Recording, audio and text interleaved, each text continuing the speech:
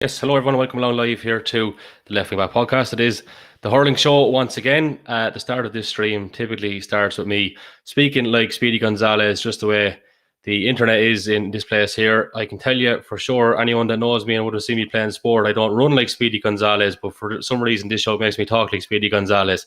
The show is brought to you in association with Corker and Precast. Thanks, and we do thank them for their kind sponsorship. We have a good bit to go through. We're joined by Joe Nolan. As always, Joe, how's things? Good, Kevin, and you? Not too bad, not too bad. And the Bahana man, Mr. Pat Cody of St. Mullins and Carlow Hurling fame as well. How's things, Pat?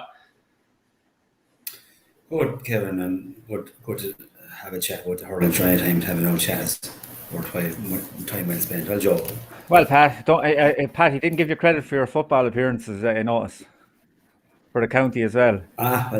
We did on my time in the Gansey, Pat. Let's make this perfectly clear. Maybe Joe didn't listen to that episode. Oh, I did. I'm just saying Pat wants to be called a legend and everything. You're backtracking now, Joe. You're backtracking now. I won't claim any legendary status in anything now at all. I remember all them stories from that podcast, Kevin. Don't worry. I remember all of them. We had to excuse Stevie Bambrick from tonight's podcast because rumours are rife of his return to the Neighbourly Junior Hurlers, and we just felt it was important to protect them from any intense media scrutiny. So, Pat, you're deputising. No pressure. There's a big media ban down there. What's that, Pat? Big shoes to fill. Big shoes to fill.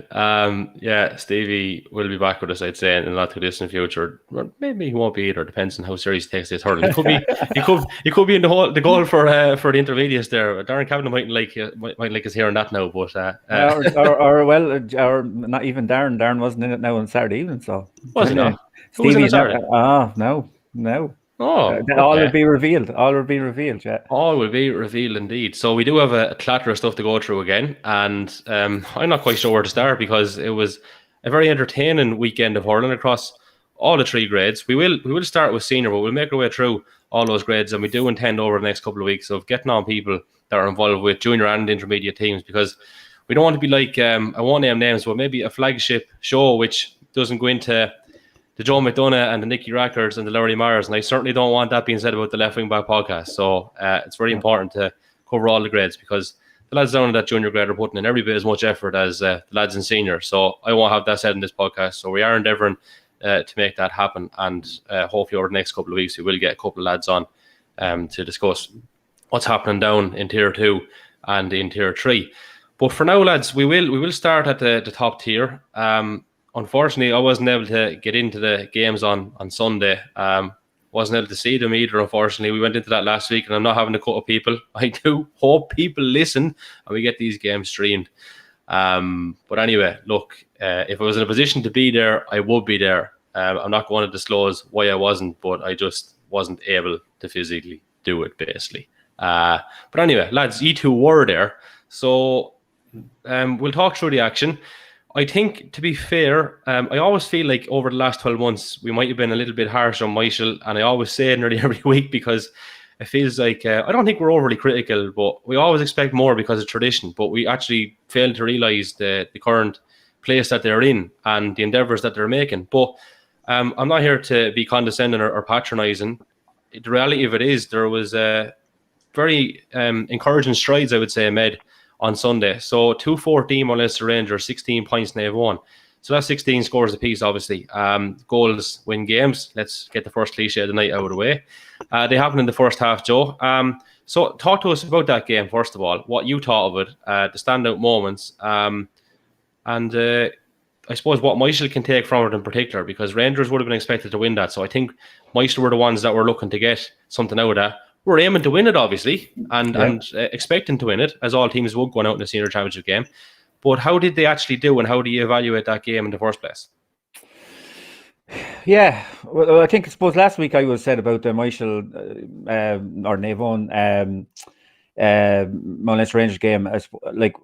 Maybe we thought the result would be, probably in favour of Leicester Rangers, but in fairness, the performance of Naomh Eoin, we said that's what they'll be aiming for him, for a good performance, and I think they certainly gave it. I didn't see them now in the first game. Obviously, it was at the Ballinkillen game that evening.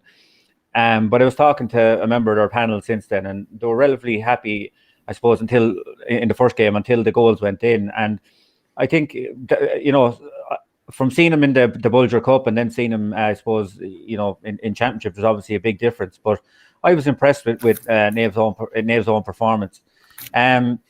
I certainly a rejig team from the first game. There was, that's the first thing I suppose to say. There was a lot of changes in terms of personnel and positions. Like Micheál Mullins was back fullback, I suppose. Maybe to put a bit of a physical presence in around the edge of the square there. You had Ross Smithers was laying out centre back. Just interesting changes there, up the middle of the team. I suppose, we spoke about major incidents, and I suppose the major incidents were the goals. And I suppose ultimately, you have 16 scores apiece to, what it came down to 214 to 16 points, but goals win games. And I suppose, being honest, it probably shows how ruthless Mount Leinster Rangers are when there is a chance that they will take it. And I suppose only for the exceptional and excellent goalkeeping of Brian Tracy, there was probably 2 or 3 more goals, in Mount Leinster Rangers. But saying that, on the flip side, Naomh Eoin hit 9 wides in the second half, and when they were playing with an extra man in the second half after Richard Kelly was sent off for 2 yellow cards in the first half, a lot of them were bad wides, where maybe had they steadied up, or maybe threw the ball outside to the next man, a score might have been on. And I suppose ultimately those 9 second half wides will probably come back to haunt them, because Mount Leinster Rangers, that we talked about, St. Mullins in the first game being more economical than Ballykinnon, and Mount Leinster Rangers certainly were more economical in that game. But I think before we chat a bit more in detail on different little points, I'd say Naomh Eoin, while they were very disappointed not to get something from the game, especially playing with an extra man for 35 minutes, I still think they'll take a lot of positives from it. And I suppose now they have a 2-week window to kind of recalibrate themselves before their next match, and I think they'll take a lot of positives from it, Kev.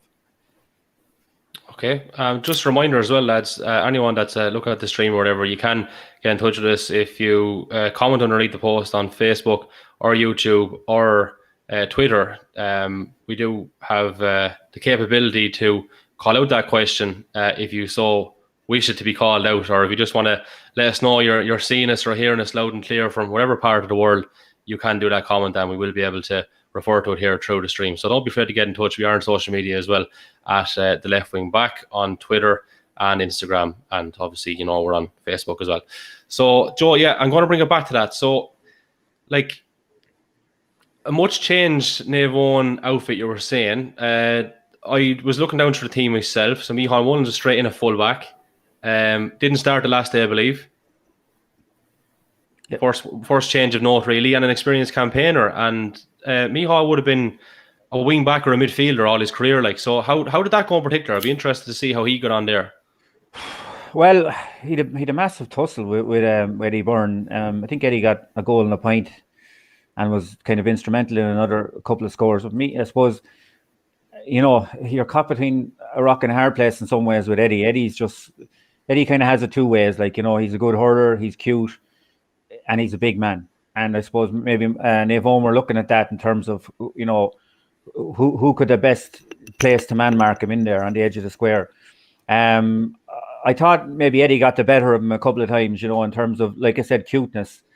And I know this sounds strange, but had it been 40 or 50 yards further out the field and the 2 boys were marking each other, Micheál might have got something back on him to get a hook or a block, or maybe not give away a free or whatever else. But it was a massive tussle, a massive tussle. I suppose Eddie was instrumental, even for the first goal. His shot was saved and ball came out to Dennis Murphy, and he tapped it home.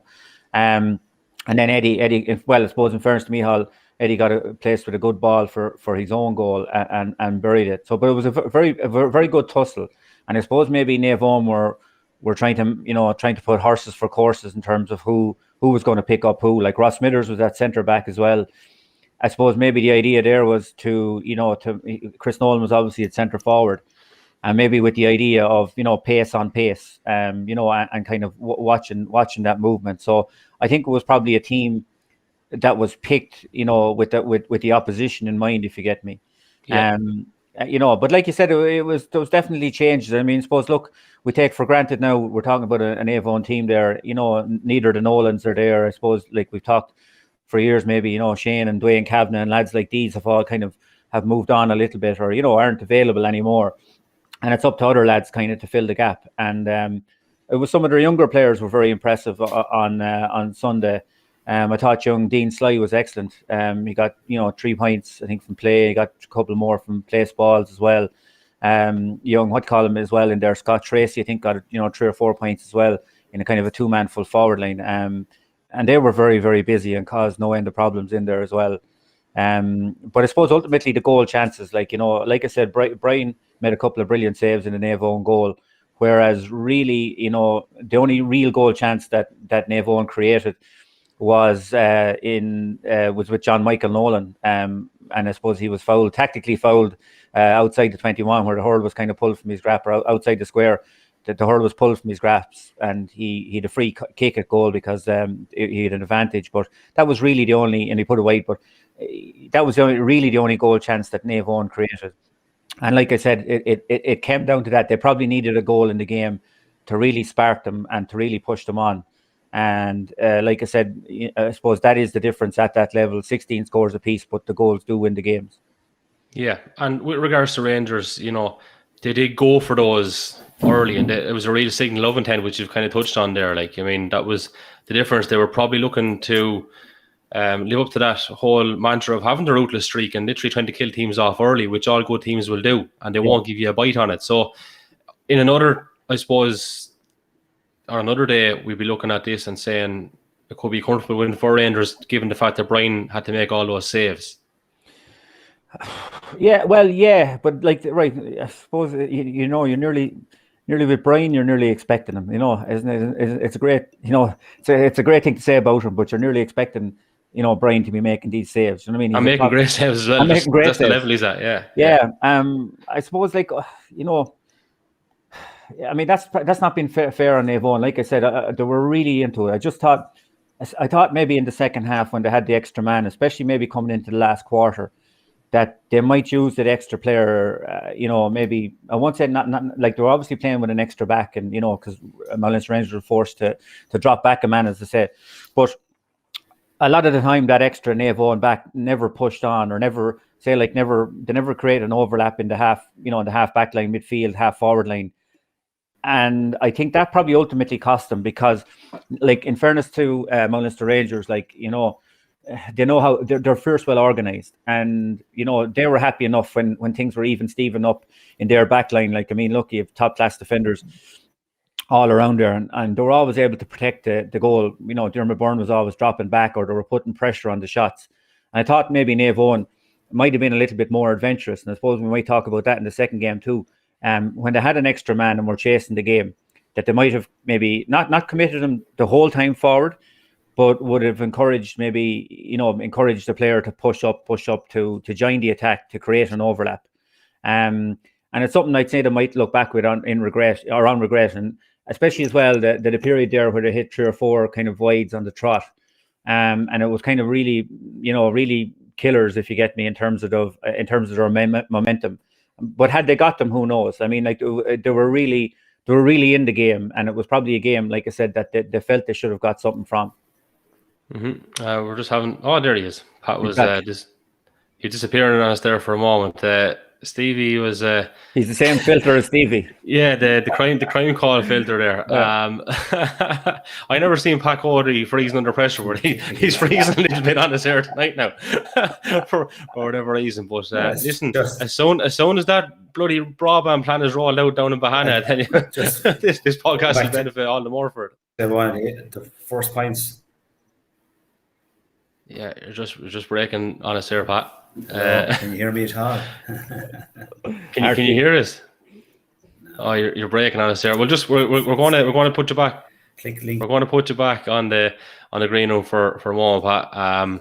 And just click back in on it there, and hopefully we'll be able to get him. But yeah, that's the joys of it. I think funny enough, actually, going off on a slight tangent, but we were in Australia there at the start of last year, and you think a country that size or whatever, their broadband's actually much crappier than ours. in all areas, even in a lot of urban areas. It's not hectic. So yeah, that's the joys of doing it live, folks. We're going to try to get Pat back in here now, and hopefully he's with us. Screen is still not hectic there at the moment, but we'll give it a moment and maybe he'll appear. Joe, look, we're going to have to crack on. Hopefully Pat can rejoin us, as the fella said. But to summarise then, key players, I suppose, on both sides, just very quickly before we finish up on that first game. Yeah, well, like I said, for Naomh Eoin, like I was first impressed with Dean Sly. I saw him in the Bulger Cup. Thought he was fierce, lively in the forward line. Really, really slick. Free taker, took over from Pádraig Nolan. I suppose he, and he hit a couple of nice ones from play as well. I suppose John Michael as well was influential for them. Got 3 points. Probably was marked out with a little bit quieter than they'd like, but he got a couple of inspirational scores as well. Scott Tracy up front as well, excellent. Half back line, very good. Ross was very composed at centre back, I thought. Look, had his hands full with Chris Nolan. I think Chris knocked over maybe 3 points or whatever. But, again, we expect that kind of from Chris Nolan. But he did really well in them and closed them down. There was a lot of big battles there. And like I said, they were probably for me, probably the pick of the Naomh Eoin players. Look, my Munster Rangers, again, very composed all over the pitch. Just that one thing, if I was looking back on this as a Naomh Eoin player or Naomh Eoin mentor, I just thought the difference, and I know we talk about games and game plans and moving on and pressing and so on, but I just thought the slickness of the Munster Rangers stick work in particular. I know I've kind of harped on about this before, and it's kind of a hobby horse of mine in terms of hurling, but ultimately it's a skills game. And I suppose it was kind of highlighted even in the last score where Naomh Eoin actually coughed up the ball very cheaply on their own from their own possession, and gifted. I think it was Paul Cody knocked over the last point, and I think overall, Kevin MacDonald I thought was excellent for Munster Rangers. Again, his possession. I think every ball nearly that came, barring one I counted, he got in his hand first time. Touch and everything was excellent, but I think that was probably the dividing factor in some ways. And I know it's been very simplistic, but I just thought sometimes Naomh Eoin's hand passes were kind of falling short or maybe going to knees or down low, and it just gave Munster Rangers that split second to get in and make a tackle.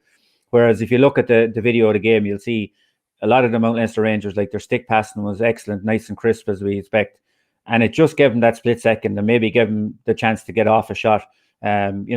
Compared to the pressure that Naomh Eoin were under when they were getting their shots off. I suppose, like I said, for Munster Rangers, I thought Eddie Byrne was impressive, especially when they went down to 14. He led the line very well and looked like he was back to full fitness. Obviously, Michael Doyle, massive in the corner, really, really steady. Dermot, very steady at centre back. Again, he probably as the years have gone on for him, his ability to read the game, and he really fits in there. Obviously no Richard Cody there, but he fits in there's no Richard Cody playing, as in he fits into that role, like Richard did so seamlessly, and again set up a couple of attacks with some long range strikes as well. And their forwards then had to work hard for their scores as well, but there was a decent spread on them. Dennis obviously getting the goal as well, and a couple of points from frees and so on as well. So I think while Naomh Eoin will take a lot of encouragement from it, it was probably a game that they felt that they were, that they probably deserve something from, but still I think they'll take a huge amount from the performance. And I suppose for Munster Rangers, they'll see it look as a job done, 2 points on the board, and they'll move forward to the weekend against St. Mullins. Yep. Speaking of St. Mullins, I think Pat might be back with us. It's taken a second or two to load him in here. We'll try it for a second. Pat, are you with us? Oh. There's a hardware issue and a broadband issue as well, but we'll fire you back in here to the middle of the screen. Hopefully that sticks this time. We'll have to get on to. We won't name any broadband providers because it's not really their fault, depending on what location you're in. But you can only work with what you houses you. Hopefully, when I'm talking to you, Pat, in 12 months' time on this podcast again, if we're all alive and well to see it, as people would say, that we'll be looking at stronger Wi-Fi in that area, and indeed every area as well, because literally that's so important in these live streams. But anyway, look, what you missed there was Joe kind of summarising Naomh Eoin and Munster Rangers. So just to bring back in, I suppose, Naomh Eoin have a weekend off now, Joe. So yep. It's probably an all right time to take stock. I know they've had, a couple of results that haven't gone with them, but there is an improvement there, you'd have to say, on the first game. So it's something to work with, take stock, and then burst on again the weekend after next. So I think there's a nice bit to take from that. But they're not used to moral victories out there. But I suppose if they have, I think a lot of lads will understand that this is where they are, and they're going to have to look at this for a little bit of time when they're in transition and progress. And when you look at what Bagenalstown have done in 12 months, in fairness, there's a fairly good plan there to look at and think that, well, there's no reason why we can't do it either. So anyway, we'll move on to, speaking of Bagenalstown, let's move on to that, Bagenalstown St. Mullins. So the three of us sat here last week, Joe, myself, you and Stevie. The three of us gave different verdicts. You had splinters in your hole from sitting on the fence. Stevie, in fairness, went all Mystic Meg on us and said, if I back the other team, or if I predict a team, the other team will win. Yep. Didn't know he was that deep, to be honest with you. But and I just said I thought it was going to be a relatively close game, but Bagenalstown were going to win. So I was the closest one to getting it right, but I still wasn't right at the same time because there were 6 points in the end. Yeah. So what you're saying is you're right. Yeah. What's the saying? A stop clock is right twice a day, is it, or something like that? Yeah. But anyway, so Pat, I'll bring you in on this one. Obviously not a result St. Mullins would have wanted. I'm not surprised at, to be honest with you. But how did you see that one? 20 points to 111, I think, in the end? Or was it 112? 20 points to 111, yeah. 6-point victory, yeah. So, very poor performance from our own point of view and St. Mullins' point of view. But then again, you have to counter that with very, very kind of slick performance from Bagenalstown. They have a very good game plan from the word go. Pat, sorry, either plug out the headphones there or turn up the volume one or the other. We just can't really hear you as well. I think you're back now, yeah? Yep. Hello? So, yeah, try that again there. Sorry. Hello? Yeah, go on. Start again there with that St. Mullins game. Yeah, so actually we're very disappointed with it, Kevin, to be honest with you. After a positive start the previous week against Bagenalstown, you'd be hoping to build on that and basically look at assure yourself a place in the semi-final, and then your kind of season is panned out. It's kind of mapped out for you from there, at an early stage. So, very disappointing result. Very poor performance, I'd say, from St. Mullins, you'd have to say. But having said that, you'd have to also balance that with a very accomplished performance from Bagenalstown Gales, who from the word goal, like St. Mullins had to win in the first half, and apart from an early goal from Paddy Boland that seemed to, came at the really right time in the first half, would have been, a good launch pad for maybe putting a few points in the board and return at half time with a decent enough lead. There wasn't to be the case at all because all the hurling was being done and the pace was being set by Bagenalstown all through the game. They were kind of dictating the tempo. They were coming out and winning the 50-50 balls, and their hurling was a bit sharper. I know you were saying that one of the hallmarks of Munster Rangers team is their stick work and their ball handling skills. I'd say both teams would have been disappointed with their handling at various stages in the game in the second game. But Bagenalstown were sharper on the day and took their scores. I would say it's a 6-point victory for them, but it's 20 scores to 12 at the end of it. So that tells its own story. Yeah. Would you have said you were more disappointed in St. Mullins or impressed with Bagenalstown, or surprised, I suppose, with Bagenalstown? I wasn't surprised at all at Bagenalstown, even from their performances in the championship last year. It's their first year last year, and they're a new club. There's history there with new clubs in the county. Your own club, and I felt the brunt of it in their very first year. They've really won their first championship. There's often a kind of a bounce there and enthusiasm. But I'd have to say, definitely there was a fitness deficit there and mobility deficit big time between St. Mullins and Bagenalstown. We would have had, I suppose, two of our inside forwards, with James Murphy and John Doran, have a lot of miles on the clock, and at times, while they won plenty of possession in there, they weren't able to get themselves free and were smothered by the Bagenalstown defence, who were very lenient in how they didn't give many frees away, So, disappointed with the St. Mullins performance, but you'd have to say I was impressed with Bagenalstown, but not surprised at all. And following the first round last week, I had a text message from Chaz Murphy, saying that, oh yes, it looks like you're going to play Big Two again this year, and he'll vouch for the fact that I sent advice straight away, saying to him, I think Bagenalstown have a lot to say in it there this year yet. And unfortunately, from St. Mullins' point of view, that came to pass last Saturday evening.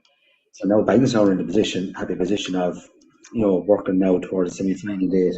And I don't think there are any injuries or anything, but if they had, they get those right, work on their game plan, and it's a good place to be. It's a good place to be. So, I suppose as of now, they're the only team to be assured of a semi-final place, which is a nice place to be, and maybe might have been expected after 2 rounds of championship, but here we are, Yep, here we are indeed. So I suppose, Joe, a bit of context with this one. Very tight at half-time, 1-5-7, I think, and then 1-9-12 at the second water break. So in that period, obviously, what was it? What am I looking at here? 8 points to 2 in that last quarter in favour of Bagenalstown. So they had that gear. So that probably backs up a little bit what Pat said. He thought there was maybe a discrepancy in terms of the fitness levels, that St. Mullins mightn't have been at Bagenalstown's level. Is that, in your opinion, why Bagenalstown were able to push on in that last quarter? Well, I don't know. I mean, look, I can't. You're kind of like the fitness levels were, does that reflect badly on us, I suppose, as well? Then, like the previous week, it's hard to know. Like, I thought the sending off was a key moment, probably a key moment for Bagenalstown. We must remember too, Bagenalstown missed a penalty, or not? Sorry, didn't miss a penalty. Craig drilled it over the bar, and I suppose standing there looking at that, you're kind of thinking, Jesus, that was probably a big chance for them, for them gone. And I thought the sending off really spurred them on. I mean, I actually thought the game kicked into life after that, Pat. I don't know whether you agree or not. I thought up to that, like what you said, it was kind of stop start, pedestrian, it was kind of bitty sort of a game. No flow to it. And I thought they kicked on. Now they hit some fantastic points. Jesus, anything they hit in that last quarter, or especially like I said, after sending off onwards, made a huge difference. I thought Jamie Clark, after the sending off, after Darren Nolan's red card, Bagenalstown had to rejig, and I thought one of the key moves, Jamie Clark came out to wing forward for a while, and I thought that gave them, they were able to turn, rather than losing the ball there and St. Mullins been on top, Andrew Townsend picked him out with a couple of puckouts, and it made a huge difference. I thought at that time, I don't know, Pat, again, I suppose, look, it's harder for you to comment when you're with the club and all, when you're a St. Mullins man, but for me, I don't know, at that stage when the game was in the melting pot, I thought maybe it was a time maybe to the James Doyle question. Well, look, I'd be straight up, like probably Paddy was at centre forward at this, Paddy was, would you have done a swap? Would you have maybe said to James Doyle, push on a little bit, support the play a little bit more? I thought the game, when the game was in the melting pot, that would have been a key move. Myself, I just thought he might give that extra little oomph to the forward line. Like we said, Jack Kavanagh was in at this stage. Jack had 2 points scored from play, and the other forwards, while they were lively, you'd imagine James might have given it another step, if you get me, another little punch, and that maybe they might have been able to manage with the extra man. Like Paddy Keogh is not a bad man to be bringing back. I'm just saying if it was him or whoever. As a swap, and he'd managed the house back there fairly well, I'd imagine. But Paddy, I suppose Paddy has, sure, as everyone knows, Paddy has experience in the forwards and the backs. But before he was away for a couple of years, he had really made his name as our centre back, and he was the linchpin of the St. Mullins team, of that 3-in-a-row team. And with Mouse's unfortunate injury, and probably even most of our main attacking fulcrum, the fact that James is back centre back, and obviously has been there, has experience there with the IT Carlow and this year's county squad. I'd say, I suppose, and sure it's a debate down home as well here. Are we robbing Peter to pay Paul? Like, James has undoubted qualities, and his athletic ability is second to none. But even you can see in the first half he had a few shots, because his natural instinct is to attack and to score, and he was taking a few shots maybe from outside his own 65, and I just remember thinking to myself, I'd rather have him taken about 30 or 40 yards closer to the goal, like, where to be less of a chance of him tailing off. But yeah, I'd say, questions will be asked. I'm sure no more than Niall O'Donnell and his backroom team will have a good think about it and a good chat. But it's hard to know. I would think that he'd want, yeah. No, I was going to say, like, I just thought, like, on it, I don't think it, in my eyes anyway, in terms of the two games were different in terms of James' position. And I thought against us, like he was there, he was a stopper, a mop, he was mopping up. I know he had a couple of points in play. We were chasing the game, you know what I mean? So in other words, he could afford to sit back and pick us off, if you get me, especially in the second half of the game against us. So you didn't need to push him on, you know what I mean? And he was effective and did the job and, steadied the ship. I just thought when you were a man up and kind of chasing the game, and Bagenalstown's dander was up, that Bagenalstown Gael's dander was up, that he might have been pushed on. And I suppose what surprised me more, I suppose like everything, we all have great hindsight. I probably was even more surprised that he was switched out as centre back and on. I know we mentioned about Jamie Clark's influence on the game when he came out, but he was carrying a yellow card, James, and he was on Jamie Clark, who's probably obvious tactic was going to be at that stage, if I get the ball in hand, we're a man down, my job here is to run with it. I'm not going to get it from 7, like Jamie will tell you himself, he's not going to put the ball over if he gets it 70 yards out. He's not that type of player, and he's going to run at them. And I know James is quick and everything, but Jamie's such a low centre of gravity that he's going to draw fouls. You know what I mean? He's going to draw fouls, and was that awkward over the shoulder? It was nothing exactly. Sure, James, like the second yellow card, no more than Richard. Like no more than like it was a thing of nothing, but it was a foul, and I just don't know. I thought maybe it was a trick missed. You know what I mean? I just thought it was a trick missed by on Sunday myself. Yeah, it's interesting from an outside point of view. That's the debate that's in St. Mullins as well. But actually, another point I think I might have said to you on the bank, Joe. I think Bagenalstown finished with a stronger team than they started with, because their subs that made an immediate impression, every one of them, when they came on. And there is a kind of a contrast with St. Mullins as well, that our subs didn't make much of an impact. Jason O'Neill, who was carrying injury, couldn't get into the game when he came on. I think Jason was a key figure with us 2 years ago. We were, our strength and depth was shown there, maybe to be not what it should be. It's good to see Jack back. In fairness, though, Jack looked sharp when he came in there, I thought. Yeah, but you would expect that from Jack, and he made his presence felt. He kind of upped our tempo a bit for the 10-15 minutes that he was on, and he got 2 points in play, 1 freeze. I would think that in Jack's mind, full forward middle place he'd like to be, but we all come to a certain stage in our career where we might have to, just adjust our own goals and our own games to suit the bigger picture, But well, he made the ball stick in there. In fairness, he made the ball stick. He made the ball stick. And in fairness, like I said, he took his 2 points well, and he was causing causing hassle in there.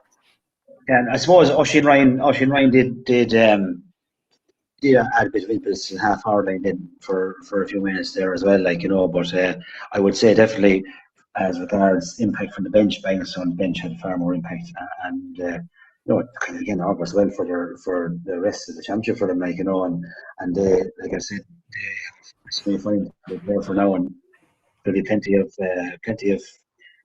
good train sessions up there now in the outside pitch in Graham Park, because you seem like you have the guts of 20-25 players who are all looking for their place on the on a starting 15 for a semi-final.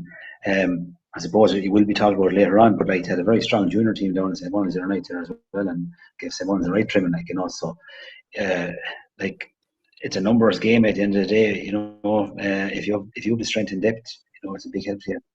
It is indeed, Pat. And one thing that struck me there was there was a common, I suppose, understanding, even when St. Mullins are winning championships and threes in a row, that the depth wasn't there at that point either. And that's just a common thing that would have been said at that time, that if you did suffer an injury or two, and it wasn't any blatant disregard or disrespect to anyone else on the panel, but the depth wasn't there. Now, this is a little bit different, obviously, because you can't afford to be without Mouse, like, and a half-fit Jason O'Neill. And Gary Bennett as well. And Gary Bennett as well, yeah. One of your key man markers. And, you know, I think Gary is a massive loss. Yeah. In terms but of... also, Joe, sorry, but it's also, when did you won a championship, obviously, in 2019, and you won the 3 in a row. How many more lads are there to top of the tank on the back of those victories at this point? I'm not saying you're going to produce those type of Mouse Cavanagh players. They're literally once-in-a-generation type players. But there's a trickle of young lads coming through in many other clubs that... Are they there in St. Mullins is what I'm asking. Can you see that situation change in the next couple of years where that depth does come in? Yeah, well, I suppose one of our better performers on Saturday was young Cathal Connolly, cornerback. Paddy Shane, Paddy I suppose was there in 19 as well, but Paddy had a decent enough game cornerback as well there. But I have to say I was very impressed with Cathal. His first year on the senior panel, started last day, started the first round as well, and was an outlet for Sharp Coats a few times. And what I suppose I was actually more impressed with one or two times that he did fumble the ball on the Sharp Coat. He had the composure to recover and find the man on the inside, or you know, regain possession and burst the tackle and deliver the ball up the field. So yeah, like, and you have Conor Keogh there as well, has come on. There was obviously on free taking duties in Mouse's absence, and like, so we also have John Doyle, who played semi-final there last year, and on a bad day again for St. Mullins, it was one of our more impressive performances last year in semi-final as well. So, like, John didn't make an appearance on Sunday, but I'm sure he'll be maybe pushing on now next. I suppose maybe during training this week, and hopefully he'll be hoping to make an impression on the game at the weekend. So yeah, it's always been the way with St. Mullins, Kevin. Like, you know, the small parish, and you know, there's a small amount of I suppose children in the schools even, like, you know. But the one thing I suppose we have in our favour is there's no soccer. There might be a hint of the football team there this year, right? Like I was saying to you, and the boys are. I was spoken to the boys. They're really looking forward to football. But you know, I suppose I hope it wasn't distracting from the plans for last Saturday, because you know the overall plan is to halt the Aero 9 in a row in 2025. You know, when we get through the rank.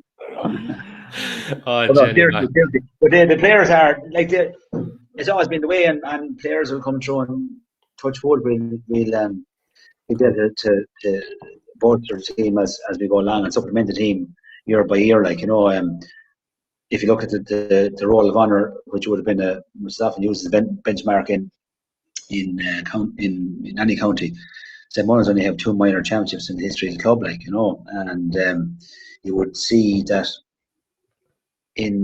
let's say, I suppose historically, you have 15 rows and even 14 rows in minor teams. Now, I know that's not the way it is now because of the rules. You can only play one age group up from your last age group. But we would have had minor teams that wouldn't have been within an Roar win the championship. We would go on and win another under 21 championship, or you know. So because those players kind of move on with the team and they stay playing, and will say, you know, a fella might be very slight at 16 years of age playing minor, but when he's 19 years of age playing under 21, he could be a man, like, you know, and has developed physically, and that's where we've, I suppose, you know, gained over the years, that we've been lucky enough to be able to keep more of our younger players involved in the game and playing, whereas, you know, in other clubs and maybe more urban towns or urban clubs, players for various reasons, other sports, moving away from town or whatever, like, in search of employment, have maybe fallen by the way. So yeah, we'd be happy enough with what's coming through, but like just get them through, like Yeah. Just keeping them at it and getting up to the level, and it does take time. It takes time, Senior hurling is senior hurling at the end of the day, like, and it's that little bit of extra speed, physicality, and I suppose know-how at the end of the day, like, and Bagenalstown definitely showed it in spades last Saturday evening. Sorry. We had linesmen, lads, for both games.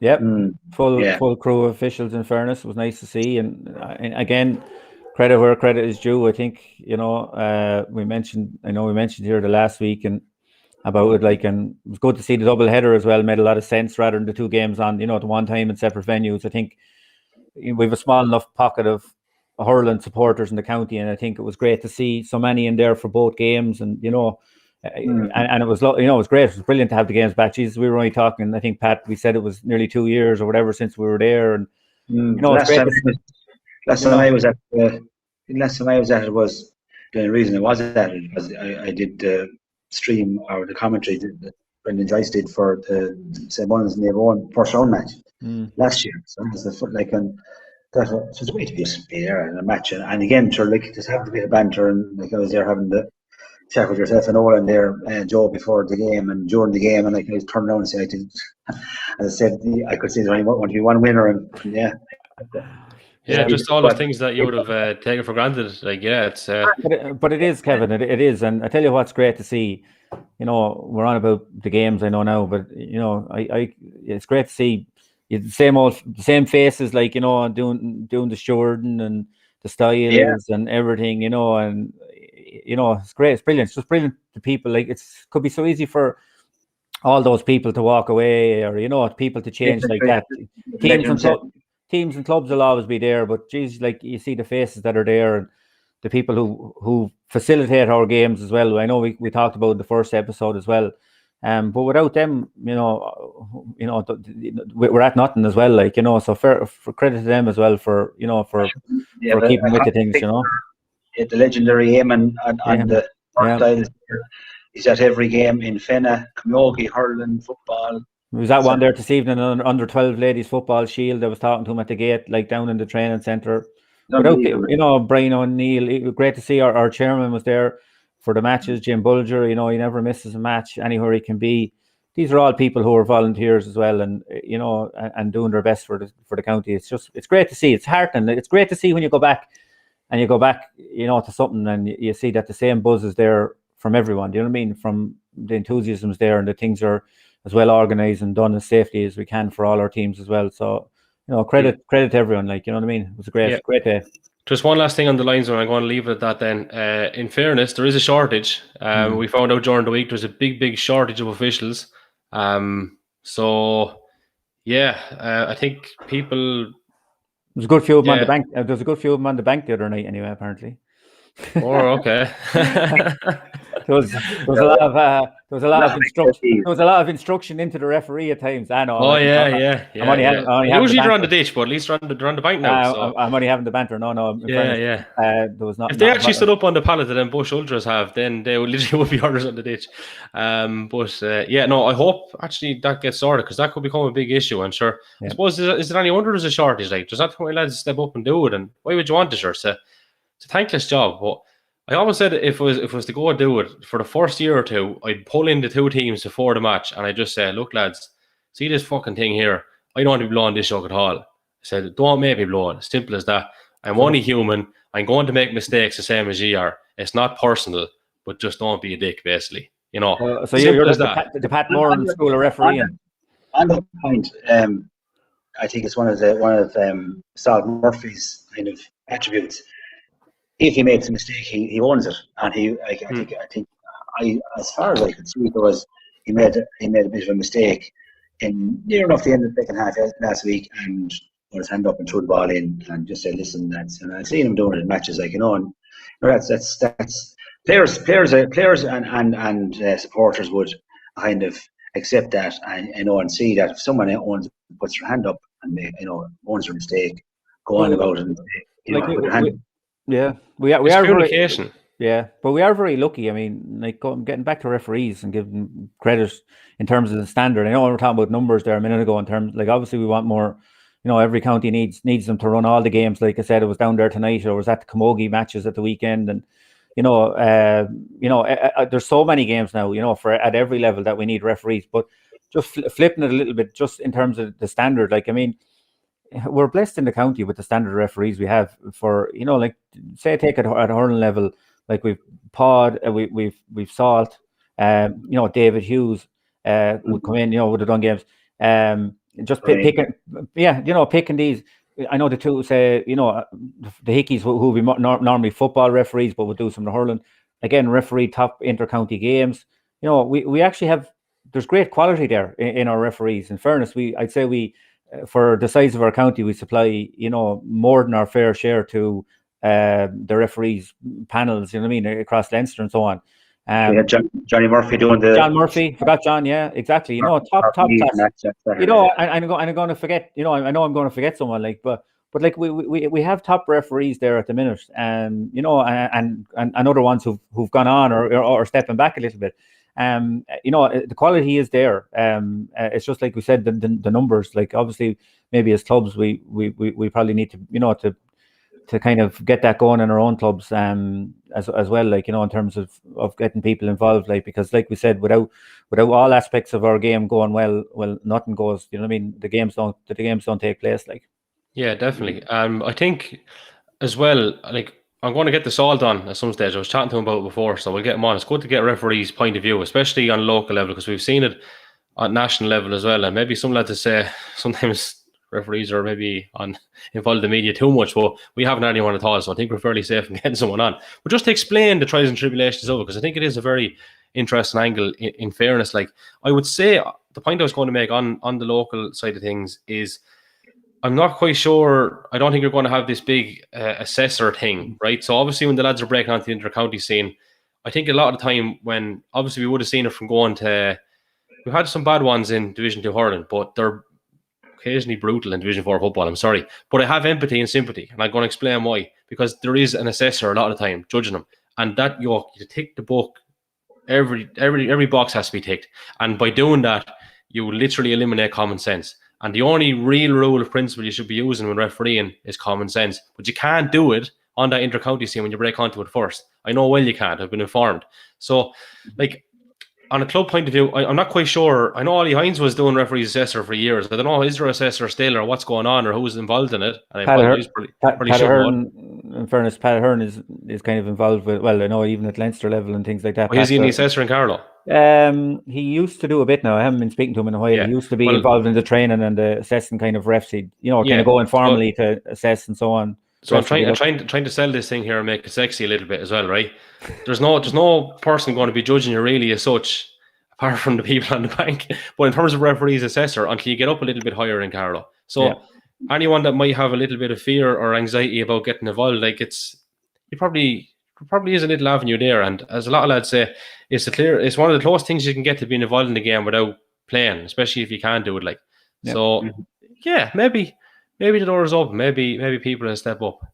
Well, I tell you, when you talk about the standard referees at lower levels in the national leagues, so Carlow have often been victims of refereeing. But I'll tell you a story about a game we played in Dr. Cullen Park a long time ago against Mayo in the National League, and a certain very high level, very high profile referee.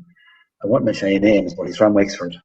He's done a few All-Ireland finals. And typical, it was the Winter National League at the time, very typical dour affair. And it got quite heated. And when I say quite heated, with rows breaking out, it made the Dublin Mayo match last Saturday look like a tame affair. Oh, a tame affair, but there was rows breaking out left, right and centre. And I was playing centre forward, and a row broke out in the half-back line, and sure, as you do back then, you have to go in and all in, like, and as referee was letting the whole thing go, and as I was going past, he said to me, "Don't know what the big fuss is about. I know he's running bad doing hurlers anyway." Right. So that's the kind of a comment a referee was making. Well, I tell you, when he did get clanked, and when the counter career wasn't cut short, maybe prematurely, but I tell you, and my mind is made up with him from then on. I have no time for that kind of carry on, So there's a certain amount of. I think I tell you, you could ask actually one of your own clubmen about the same referee one day down in Good Counsel, Peter Fortune. Tell you a good story about that lad. Never mind, it's just my next door neighbour. He grew up beside him, sure. He grew up beside me, but that man's cards are marked as far as I was concerned, and he kind of would look down on likes of Carlow, and I think that often can be the case. And I actually think it's. I know Fergal Horgan is doing his third All-Ireland final, but like you've had John Keenan did a very high-profile game there, and Barry Kelly sure was the most high-profile. How many All-Irelands did Barry Kelly do? 4 or 5 did he? So, but from Westmeath, John Keenan from Wicklow. So oftentimes you had John McGrath from Westmeath there as well. So you've often had from, I suppose, not so high-profile counties, getting there, and maybe they don't come in with a prejudice against, and maybe that's why they make their way up along the leagues, So I'm glad you brought this up, Pat, because it's something I wanted to touch on, and I would have mentioned it to Joe and Stevie sometimes in their WhatsApp group. I often feel that when Pod and Salt get criticised for the inter-county games, I think where they're from goes against them a little bit, and I think it adds fuel to the fire. I think if you'd seen a bigger hurling county's name beside Paul Dwyer or Salt Murphy, I don't think the criticism is as heavy. I honestly don't. I really do believe that. I'm not saying they don't make mistakes in some of those games, and they'd be the first to admit they have, but I think it really does evolve, and it gets a bit heavy just because of where they're from. I really honestly think that. Well, Paul Dwyer was a victim of it there only a couple of years ago in Westmeath Championship match above in Cusick Park, where whatever sort of camera angle was there in the day, Pod didn't disallow a goal. A goal was given as wide. A ball went wide, and the camera angle seemed to show at the time that the ball was inside the post, and that I'm not sure. I think it may have been Westmeath, or I think Cork and Westmeath. Was that Cork and Westmeath? I think, yeah. Cork and Westmeath, yeah. Cork and Westmeath, it was. And don't know absolutely disrated Pod that night in the Sunday game. And I don't think it would have happened if it was Kilkenny, Tip, Limerick, a higher profile ref. Now, as it turned out, during the week, another camera angle became available that showed that the ball was well wide, and I think even I remember thinking on the night there was no dispute on the field. If a ball had gone into the net or had been scored and was disallowed wrongly, you can be guaranteed that there'd be players swarming around the place, going berserk. But there was no argument that night on the field, or that day on the field. But again, I suppose wouldn't like Doyle Loeb to make a meal, out of a pea, and he had a sound bite there, and he grabbed it, and poor old Pod was at the front of it. Now, having said that, he did own up to it. He did reference it the following week when he was proved wrong, but definitely. It was definitely lit upon on that night, and I don't think it would have if he had been from a so-called higher profile county, a more traditional, more successful county, I'll say, because there's no more tradition of hurling than anywhere than South Carlow, So, yeah. Yeah, no, fair. Yeah. I agree with you. Joe, you're going to say something. I'm going to have to move on very shortly, but if you have something to add there, throw it in. No, it was actually, it was Limerick. It was the Limerick game, Limerick and Westmeath. Yeah. So, we, I don't know whether to move on to the Senior Hurling Championship previews next, or actually look back at the other games. You can call it, Joe. Carlow Hurling Slater, you've the authority here. Well, look, look. I think maybe, in fairness, we said maybe just to look back on the intermediate. We had 2 intermediate games the weekend. Right, we'll do that first off. Right, yeah. The executive. A couple of junior matches as well. Just quick, in fairness to the boys, like we said, they deserved their, well, going to intermediate grading, I suppose. First off, we were hurling Naomh Breed, Ballinkillen hurling Naomh Breed, we hurled them on Saturday evening, and well, look, there was 20 points in it in the end. Now, look, in fairness, it was a game at half time. I think there were 6 up. Naomh Breed were 6 up at half time, and kind of stretched it then the third water break, I think, to maybe 11, and they kind of really outscored us. And after that, then they really punched it home. But look, I suppose not taking any credit away from Naomh Eoin, but despite us being well beaten, we took a lot of heart from it, given the chopping and changing we had to do maybe the last 2 years with absent players and so on. But on another footing, it was good to see Naomh Eoin is strong, because ultimately the bigger picture, and I suppose Pat agrees too, we need another team. We need a sixth team up in the senior championship. Like, the more we have up at that standard, the better. And actually, I have to join after seeing the first 2 rounds of the senior hurling championship, and commenting on Naomh Eoin being strong in your position as a county selector. Do you see any potential additions to the panel for the coming year? I know it's early days yet in all championships, but no, maybe you don't have to mention names, maybe, but yeah, do you see potential panelists or county men? Oh yeah, he's here as a pundit, so you can name them and say who he's impressed by. It doesn't mean he's calling them in or anything. You say who's doing well. I'm here as myself, as I say. Well, no, look, you're here as my pundit. That's what you're fucking here as. What was I going to say? No, well, I suppose, look, just getting back to the game first, and you can take whatever you want out of it. Look, I mean, he's skiving up now. Go on. It's not. Hey, look, as I say, I was only a selector this year. There's nothing there for next year or whatever else. So, but look, I suppose from a Naomh Eoin point of view, look, they were very solid, very impressed with their midfielders.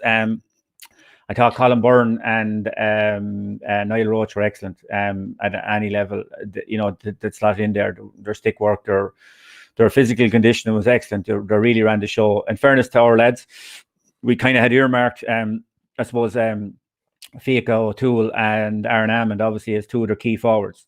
And in fairness to the 2 lads that we put on them, I know Aaron ended up maybe 1-3 or whatever, 1-4, but in fairness to Adam Keogh, he had a massive tussle with Aaron, and he held them scoreless. I think it was well into the second half before Aaron got on the scoreboard. So, but saying that, like, look, you can see the quality of Aaron. He took his goal well, and hit over his couple of points. Fiacca as well was very busy at centre forward as well for Naomh Eoin. But the bit of experience, I suppose, was there to see as well. I mean, they had Adam Dunn there at centre back. Again, a former county hurler. He was excellent. Read the game fierce well. Physically looks in great condition as well. I know he was carrying a knock there earlier on the year. And Sean Watchorn as well, back there. I mean, Jesus, there's no end to that man. And just so smart. You hurled county with Watchy, didn't you? Yeah, he's just so smart on the ball. I think they'll get better as the year went on. I know they lost to Ulster Rangers in the first round. I think they were very disappointed. Stevie spoke about it last week. And I think they were out to kind of prove a point against us. Now, look, we gave them as much as we could give them, and we were very happy with our display. I know that, like I said, it sounds, how can you justify that? But we were well in the game. We just couldn't get we just couldn't get the scores, as we could. We had we had chances. We even went a goal and a point up actually to no score at the start of the game, but we just couldn't. We had another goal chance or 2, and we weren't able to take them. Now, look. I thought Mark Dermody for us, he's only up our minor. He was excellent. He was detailed to Mark Fiacca, and again did another massive tussle as well. Further up the field, I suppose, with Darryl Roberts, Darryl got the goal, real poacher's goal, and you can see he's the touch of a senior hurler. But I suppose, look, we were kind of out-muscled in other places as well. The other game, I suppose, that was kind of one-sided. I think it was 128, was it, to 3 points, Kevin? I think. Yeah. But I think Carlow were missing a lot. And I suppose while we wrap up the results and maybe the preview in one go at intermediate level, probably ourselves, without overhyping it or over-egging it or whatever you want to say, but probably ourselves in Carlow Town, which is happening this weekend, happening Saturday evening actually at 7:00 in Ballinkillen. Like, probably realistically, both of us are targeting this game to make up the 4th semi-finalist, because you'd imagine Naomh Eoin are going to be, strong as obviously champions from last year. I know they'll lose a few to the senior, and obviously MLR have 2 wins under their belt as well, and Naomh Eoin as well will be tipping away nicely. So you'd imagine it's kind of 1, 2, 3 there, and then there's probably a big gap between ourselves, between those 3, and then the other 2. So it's a big game on Saturday evening in that between ourselves and Carlow Town. I suppose, look, it'll be interesting to see what the Town bring as well. And again, taking off my Ballinkillen hat and putting on my Carlow Hurling hat, I suppose we all have here in the show. We want to see Carlow Town. We want to see our big centres of population making progress. I think, if you look at the likes of Kildare and you see the results that they've had maybe at underage in the last couple of months, and also maybe, I know they got relegated this year in the Joe Mac, but they won the Christy Ring last year. But you're seeing a massive amount of hurlers coming from the big centres of population. Naas, Naas are lashing out the hurlers there. So, but look, we'll see how the game goes weekend. I think that's I won't say the big intermediate game, but it's probably the one that's really going to decide the last semi-final spot, really, to be perfectly honest with you. And I don't know how to call it, because, like I said, it's very hard to judge what we'll have maybe after the game on Saturday against Bagenalstown. And again, maybe Carlow Town, again, I know from talking to them, they don't know, who might be available or carrying knocks as well. But I think the winner of that game is the other semi-finalist, really, in intermediate, I'll tell you what's really interesting. It's kind of this on a pro rata kind of level, just to borrow a term, right? So Carlow Town and Portlaoise are actually kind of very similar at the moment in terms of hurling. Like, Portlaoise are not up there at the top contesting senior championships in Laois. No. One club in the whole town, yeah. And Carlow Town, obviously, one club in the whole town. Like, obviously, I know Satanta and stuff are there too. But seeing on top of adult, strictly adult at the moment, has Satanta amalgamated with them at adult yet? Just to clarify. No. I know. No. I don't know.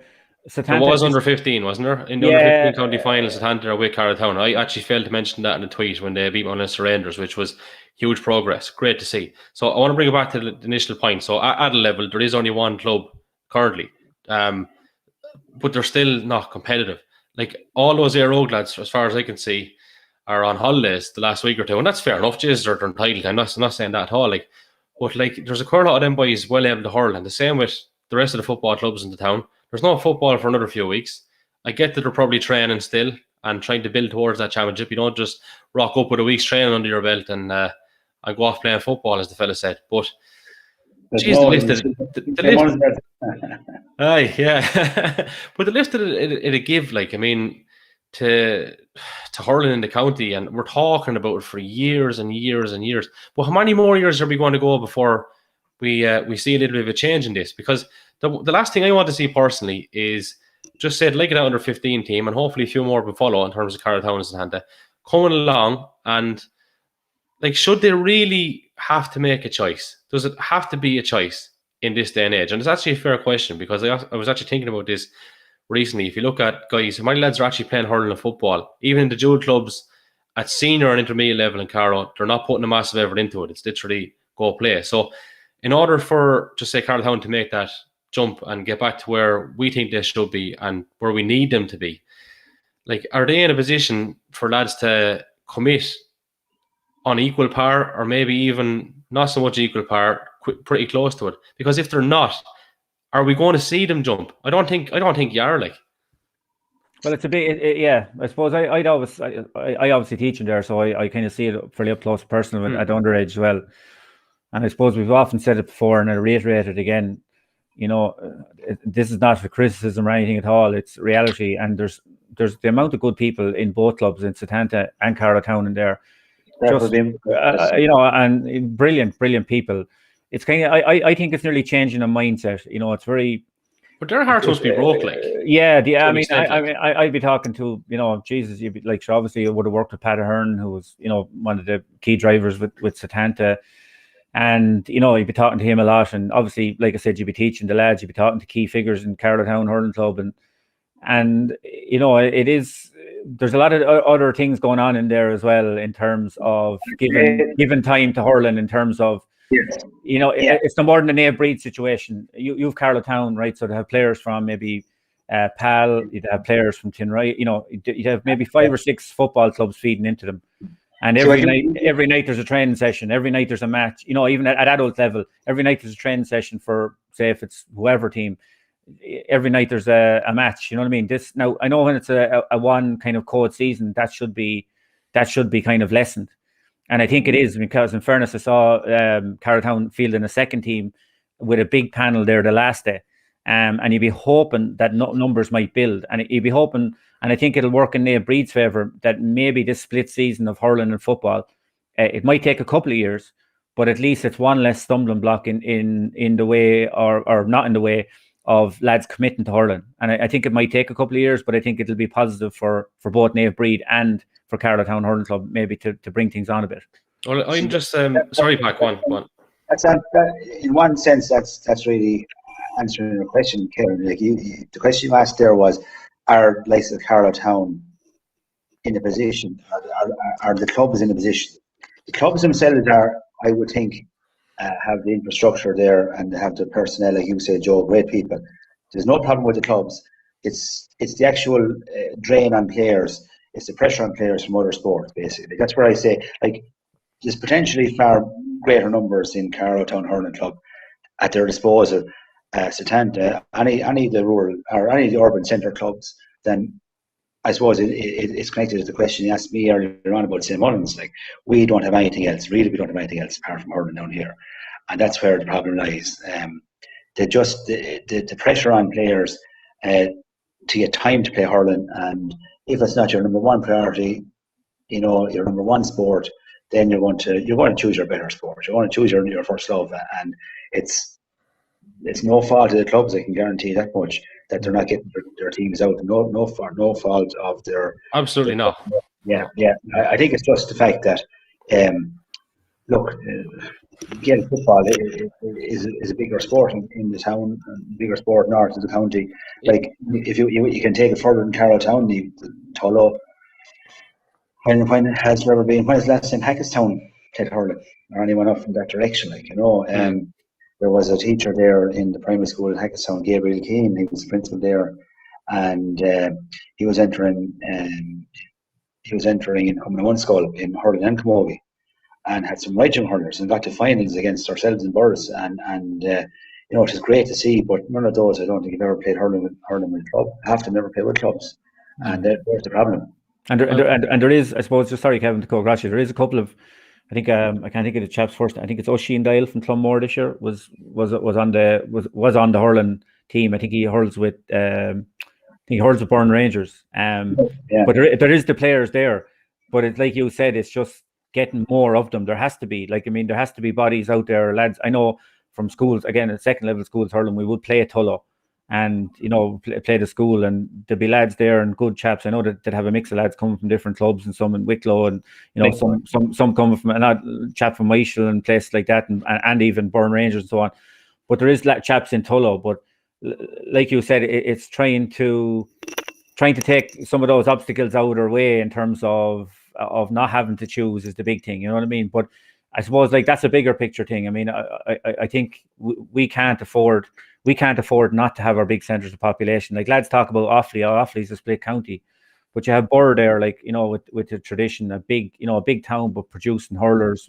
You have St. Ryan's, it's a nice sized town producing hurlers. They have, Tullamore have always produced hurlers. You know what I mean?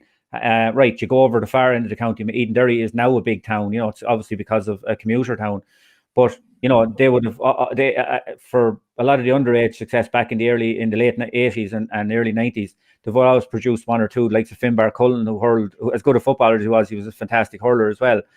Kevin Martin from Tullamore. They were always able to get a couple of players from the big centres as well as the traditional hurling sites. And I think for Carlow, I know we've talked about it a few times, for Carlow to go forward, to really go forward, or really even to get forward and maintain where they are, we need to be picking up, like, take the Englishes there when you were hurling, Pat, there's a few more from Carlowtown hurling in your time as well, obviously. In more recent years, I think the last Carlowtown, we said, like, even Rory Dunbar, who's with us, was Carlowtown. You would have had, what do you call it? Yeah, the Englishes, Lawler, Horst Lawler in more recent times, but we need more of them. Do you know what I mean? The size of our county, we can't. You look at Kilkenny, three big clubs in the town, always producing big numbers for county panels. For us to compete with the likes of Kilkenny, we have to have our big centres producing something. And so the point is, we need it, and we all know that we need it. How do we make it happen? So in terms of like, I had a little thought there while you lads were talking, right? And I was saying to myself, like, if I'm an Aero footballer of decent standard, not really a county player, but decent standard, I was starting a team, and I go to, I'm not saying this is Joe Murphy's outtake, I can't speak on behalf of Joe Murphy, but if I say, look, I'm giving Hurling a right good lash this year, I'm telling you here now, you're not going to be starting on the Aero team. You probably won't be, because lads are going to be there of equal standard that are going to be given more, and they're going to get it, right? So to counter that then, I think to myself, when Aero were winning championships in the 90s, Carltown were very, very competitive. And I mean Leinster championships in the 90s, okay? So it's a very big ask what I'm about to suggest, but is there any way that you could get those town football clubs to kind of, I suppose, agree to train the same nights to cater for that? Is it that big an ask? It probably is a big ask, right? There's no point in saying it's not. But if you don't try and make it happen, it's not going to work. Like, is that something that could be considered with an open mind? Because, you know, I'm sure lads given the opportunity and knowing they were relatively safe from not losing the spot and given very good effort to both cause, I'm sure they'd want to play hurling. They'd enjoy it. You know, you see the occasional times where I kind of talk about the Aero lads. I should be talking more with the Blues lads and the other boys that play with Carltown as well. But there's a lot of very good lads just happen to play for Aero. When you see them go play with Carltown, they're great hurlers. The lads that I played with growing up along Joe, you were over that team at county level. Some of the best hurlers there, like, and not even playing the game now, which is really sad. So I'll bring it back to the question then. Is there a workable way of trying to make it happen? Very hard, Kevin, I think, because you have clubs that are based, they're football clubs. They're not GA clubs. Well, they are GA, but they're not dual. You have to have a dual club, really, and I think that's maybe that's behind the whole thing in Bagenalstown Gales, really trying to get everybody under the one umbrella. And it has worked, definitely. It seems to be working so far, from the hurling's point of view, anyway. Like, you know, but I think that's the only way. You know, when you have a single code club, it's very, very difficult. Because at the end of the day, you're only going to be look after your own. You know, your own situation will be higher on your priority. I suppose, Joe, the only your own situation, would say, with Fenna and Killen, that's a kind of a different. In fairness, that seems to always dovetail very well. I very rarely hear of anything of one impacting very negatively on the other. We keep all the fights in house. Keeps it fairly harmonious, but like, you know, Fenna and Ballinkillen seem to be two branches of the same thing, really. At the end of the day, I think. But it is hard to, in some ways. Like, sorry, you know, in our case, like, there can be difficulties, like, you know, and that's not like, you know, Kevin would have seen it with Naomh Breed as well, you know, and it's not in any bad way, and everyone, in fairness, the two clubs that really do work together. I suppose we've killed Avon as well, you know, to an extent as well, coming in. And then, you know, you have different nights training. But this is before, in the kind of the 2 week on, you know, type thing. This time it's not as bad now, where you have the full focus. But you would have seen it for years, where even in Ballinkillen and Fenna, where lads were kind of getting pulled. And I tell you what's a kind of a bigger, can sometimes be a bigger pull, is when say, if you have outside managers in clubs, you know, as well, because you know, maybe they don't. I know they work, and geez, we've been so blessed with, you know, we've owned there at Owen Larkin at the minute, and we've had different managers, and they really do work so hard to make things work for the players and have the players in mind. But you know, still sometimes they're not used to that dual club dynamic, you know, and you know, and it can be hard to manage, and I think that's a big thing. You know, I do think having the split season will help Carlow Town. I do think it'll encourage. I suppose this year was unique as well, by the way. We have to remember that you mentioned Aerogue, like Aerogue and Pal or whoever, you know, we're playing in a semi-final of a football championship just a couple of weeks ago, and a final as well only 2 weeks ago.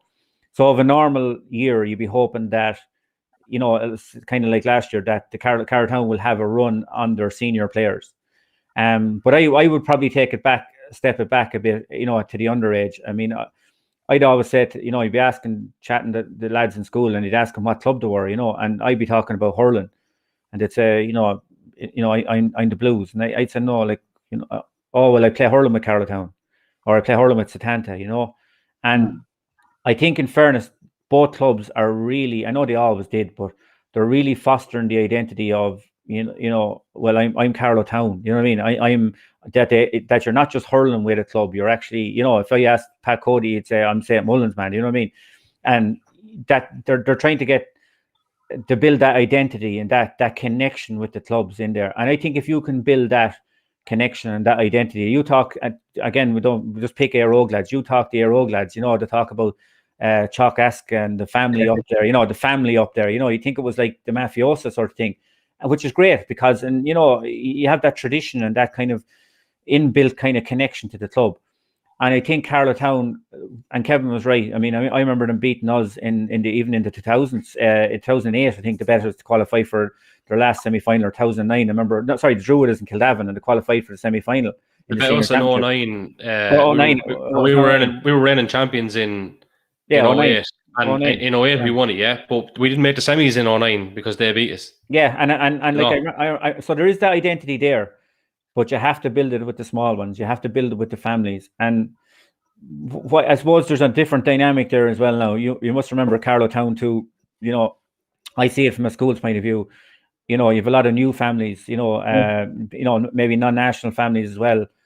And in fairness, both clubs... Multi-ethnic backgrounds. Yeah, exactly. And both clubs are, in fairness, are bringing these people into the clubs and making... making them identify as Carlow Town, if you get me, you know what I mean, and building that identity with them. And I think it will work. I mean, look, ideally, wouldn't it be great if Leinster Council would step in and say, look, well, we're going to put a project in place and we're going to have or whatever, 4th, 5th, 6th, whatever GDA for Carlow Town only, to work between the two clubs and to work solely. I know, by the way, the officers in there do great work, at second level school and national schools, and the clubs, by the way, you'd see them, Jesus, every second day there's someone, in fairness, when the weather is good, next door to us, from one of the clubs, hurling and football. But, Leinster Council might target that and maybe put money into it, to target hurling in the urban areas in Carlow specifically, outside of the great work that's been done as well. But look, I think this is a good start. I think having hurling as a standalone time will help those clubs. You know what I mean? I think we even see it in our situation. It helps us, and we were getting on fairly okay. But it definitely helps us where there's only a focus on one code, and I think it will take a couple of years for Carlow Town to benefit from it. Yeah, well, I hope to do, and everyone does. Obviously, they want them back, but there has to be a workable roadmap for them to do so, and there has to be communication for them to do so, and that literally does involve the football clubs and a bit of liaising, I suppose, between all parties. Because at the end of the day, like Éire Óg have 4 teams, the Blues, I think, have 2, Pal have 3.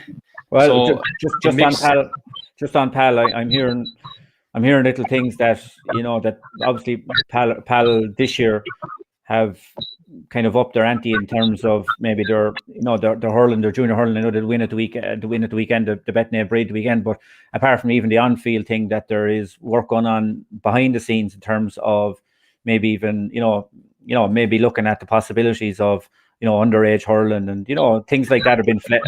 There's nothing in place or anything like that. I don't want to start any maliciously bad rumors or anything, but at least people are talking about things like that over there, and that'd be a massive plus if you got another team going like that at underage, and especially in a kind of an established club. I suppose that's the one thing.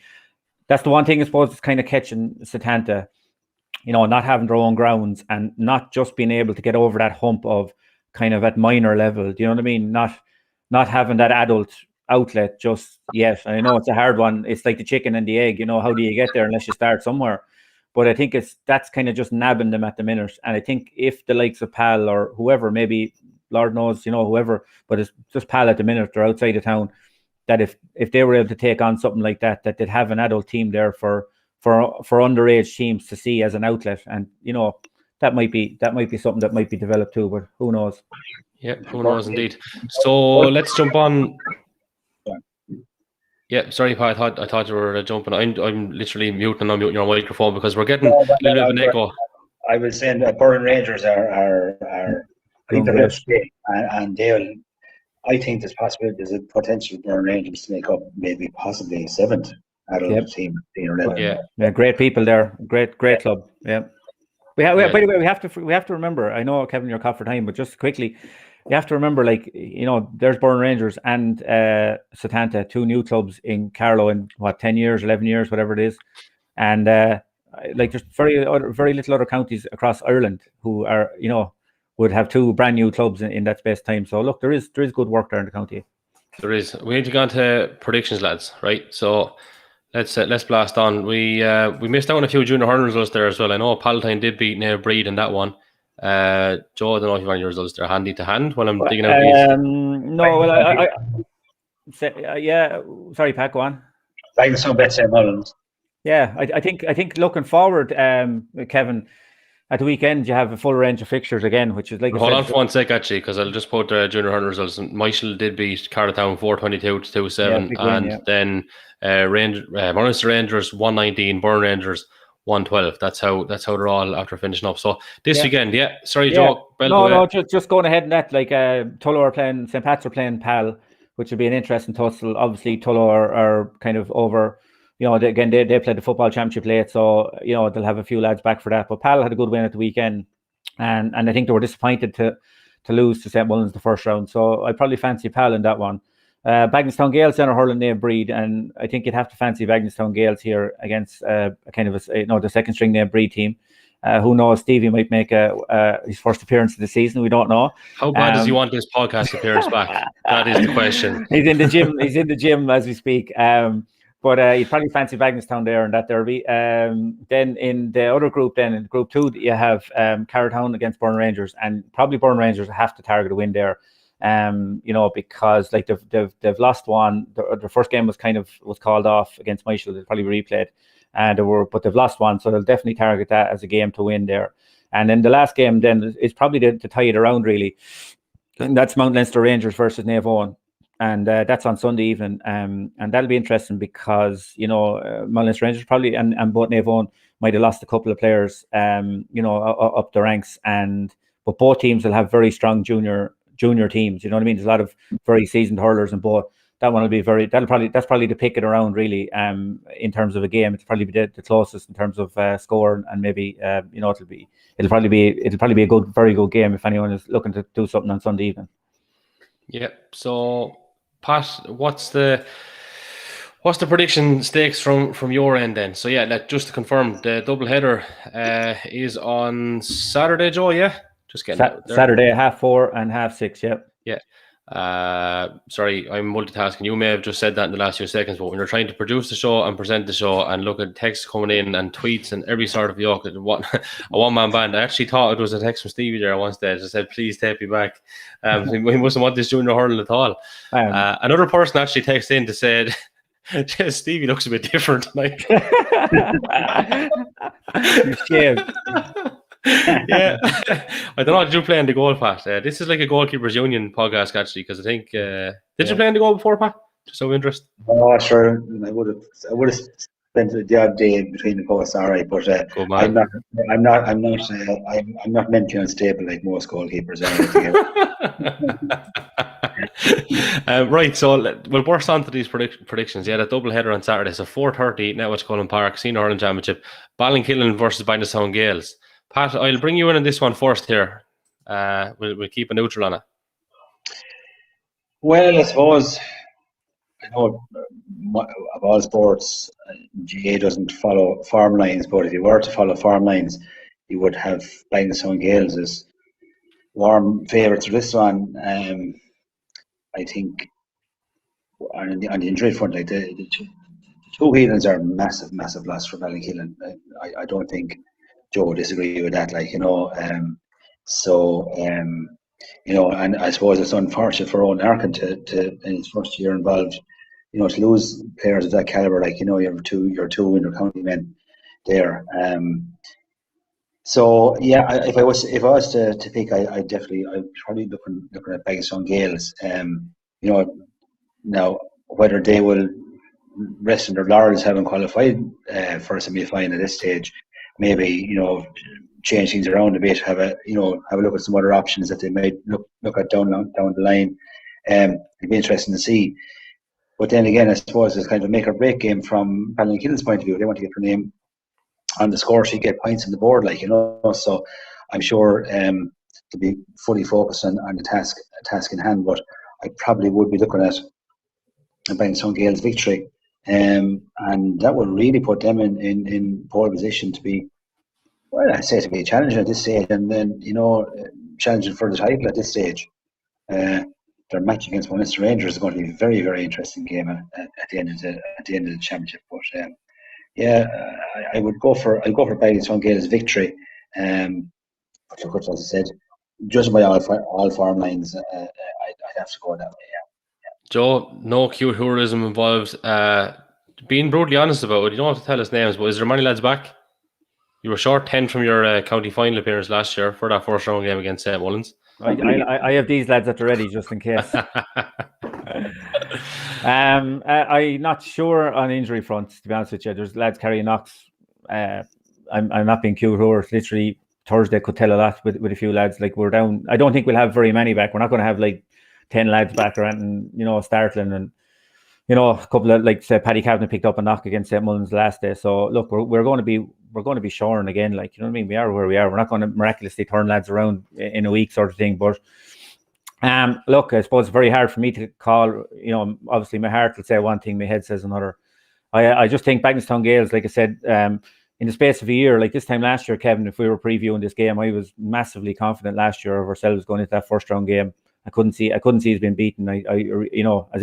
I couldn't, and I thought we were full value for it, even though Bagenalstown pressed us. But like I said, game on game, they've improved last year, and this year, obviously, they've set their stall out early doors, two good wins. I think this year, what's a bigger threat for us? Like last year, I think they only had two scorers, I think, against us last year. I think only Craig got a point or two from play, and then Minnie Minchin got one.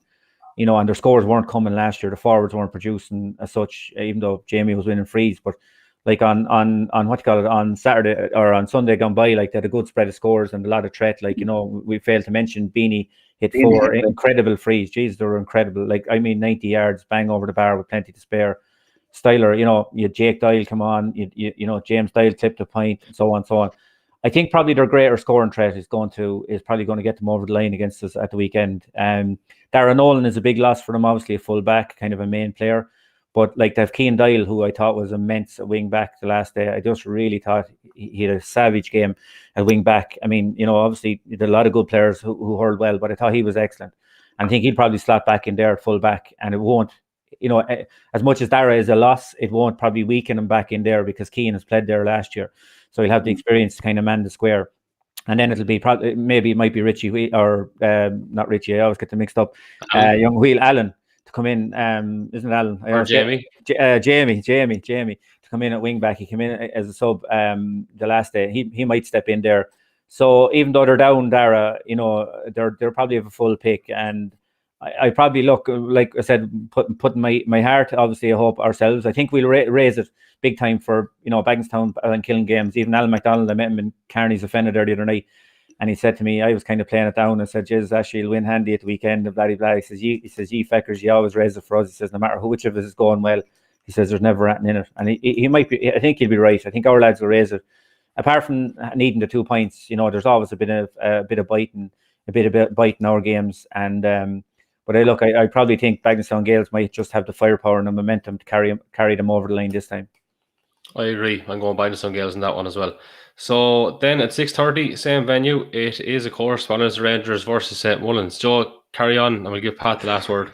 Oh, Jesus. Right. Well, again, I'm probably going here with an MLR victory. A tight one. I think this will be a tight game. I think St. Mullins will be, obviously, I think they'll be hurting after the last day, to kind of let that game slip away from, now again, not taking credit away from Bagenalstown Games, but to be a man up and kind of, to be, I think they probably would have thought that they would have saw the game out, that they maybe let it slip.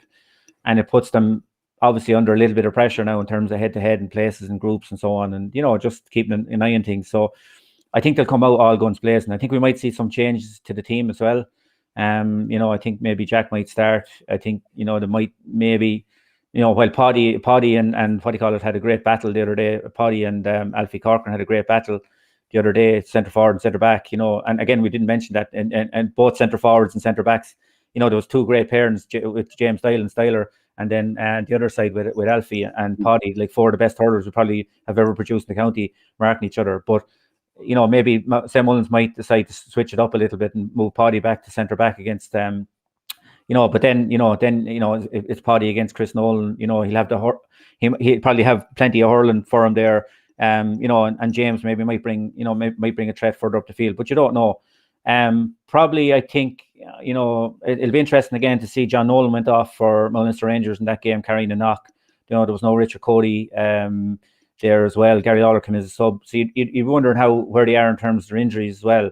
Gary Bennett hopefully be back for St. Mullins. I think he was only out for a week, and he'll be a massive addition. Like Jesus, I think he just brings, even though the full back line played very well the last day, he just brings a fierce solidity, and he's a great man marker as well. And I think if to get him back into the team, it just gives him another dynamic. And maybe with Jason O'Neill as well, with a few more minutes under his belt, he might have something more to offer. Maybe either coming in or starting as well. But still, despite that, I just think I think Mullinster Rangers might just have the little bit of craft to get them over the line. But I think it'll be a good game. I think we'll see a bit more tempo to this game than maybe St. Mullins brought the last day. Pat? Yeah, well, we had a right chat last night at the club, the St. Mullins Club Lotto. Sure, it's always a great day, always a great place for the post-mortems and the matches. And I'd say, like Joe said, there could be a bit of a tweaking on the St. Mullins team. Let's say, again, 2 years ago, Michael Welch was centre back for St. Mullins and was our St. Mullins Club Hurler of the Year from the centre back position, and kind of was nearly where the championship was built around him. Like, he's a very strong player in that position, and you wouldn't have thought that in his previous years as a hurler with St. Mullins, but he would go into the position during the year. Like, I was just even speculating there, you could a half back line of Gerard Cody, Michael Welch and Paddy Keogh would be a strong half back line. That would release James Doyle up the field and wouldn't necessarily weaken your half back line. So there are a few little things like that. Maybe John Doyle might come into the reckoning as a starter. Maybe he was very effective in the half forward line as a ball winner against Ballykillen in the semi-final last year. I honestly don't know what the boys are thinking now.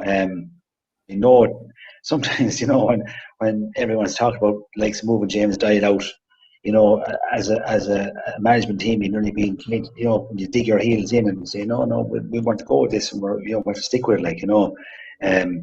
The revert to panic stations after one defeat, having 2 points in the bag. It's just hard to know, really. I'd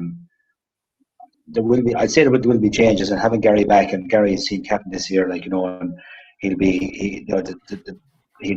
command great respect, and I suppose if he was on the starting 15, it might up the boys ante a bit, that they'll put that bit extra in on Gary's behalf, for Gary. But I suppose if you're going to talk timelines, and I mentioned about our farm lines, again, heart and head kind of contrast thing, like Joe was with Ballykillen. Maybe one of the Rangers would be maybe tipped to come out on top, but I do expect a bit of backlash from our lads next weekend, and it'll be close. I could get some of Joe's splinters in my own book there, maybe to be a draw, and that and if we got another point out of it, and the Bagenalstown Ballinkillen result went on in Bagenalstown's favour, that would be a good result for us.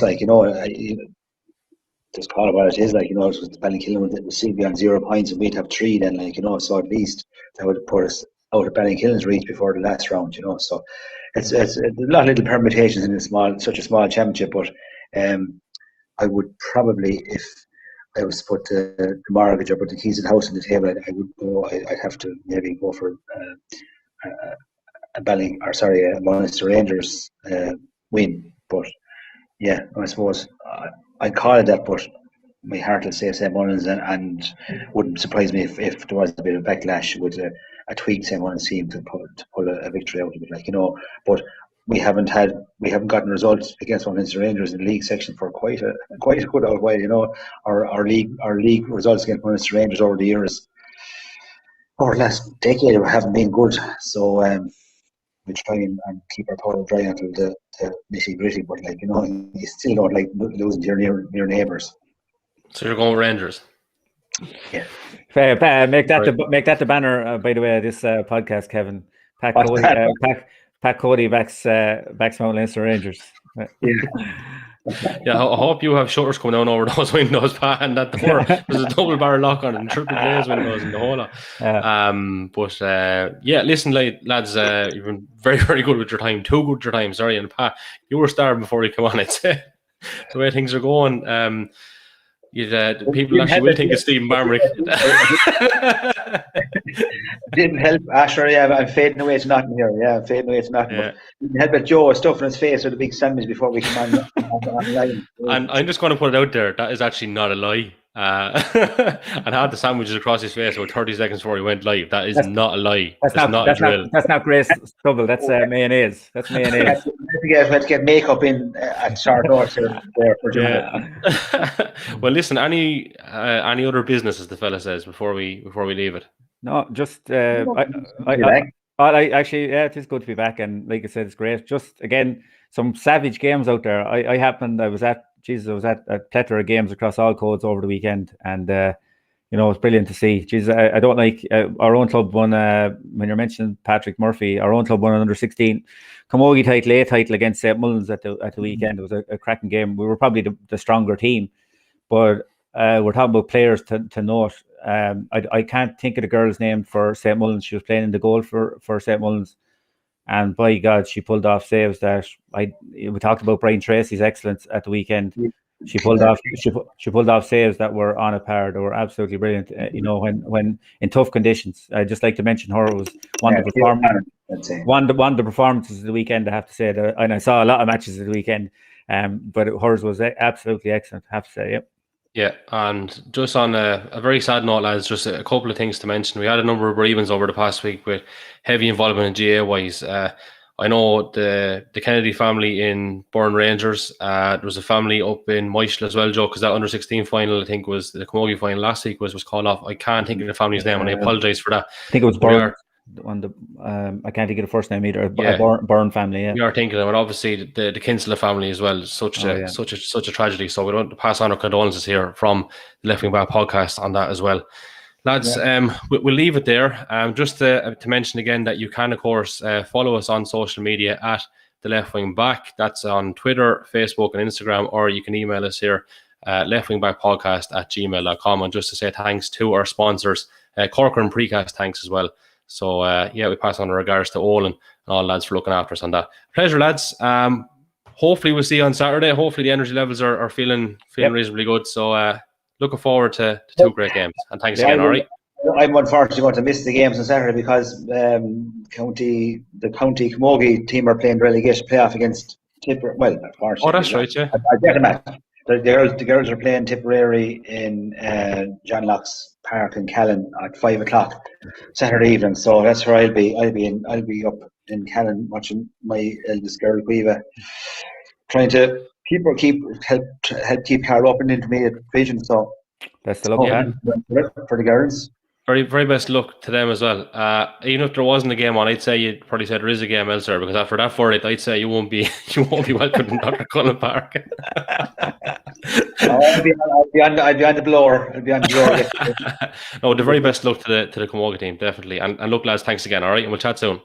Thanks, lads. Take care.